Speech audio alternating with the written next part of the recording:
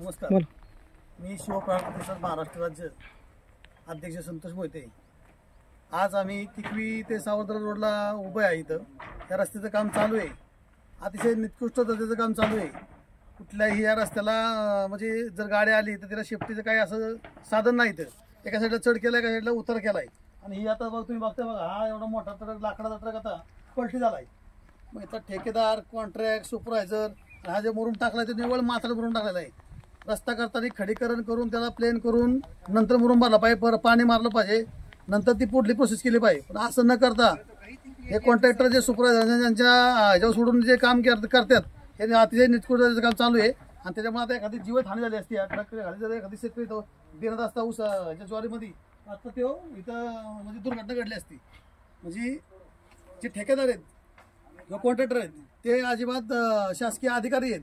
त्यांना काय घेणं देणं नाही. जनतेचं काय चाललंय, काय झालं तरी त्यांना काही फरक पडत नाही.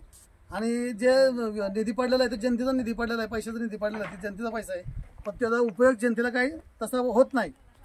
कितीतरी आता कोटीचा रस्ता असला, एवढा मोठा रस्ता या त्याला एवढा मोठा लाखो रुपयाचा खर्च पडलेला आहे, पण त्या लाखो रुपयासारखं काम अजिबात होत नाही. त्यामुळे येत्या 8 दिवसामध्ये जर चांगल्या पद्धतीचं काम झालं नाही तर येत्या 8 ते 10 दिवसामध्ये शिवप्राण प्रतिष्ठानच्या वतीनं आम्ही ग्रामविकास सडक मार्केट यार्ड यांच्या कार्यालयासमोर तीव्र स्वरूपाचे आंदोलन करणार आहे. धन्यवाद.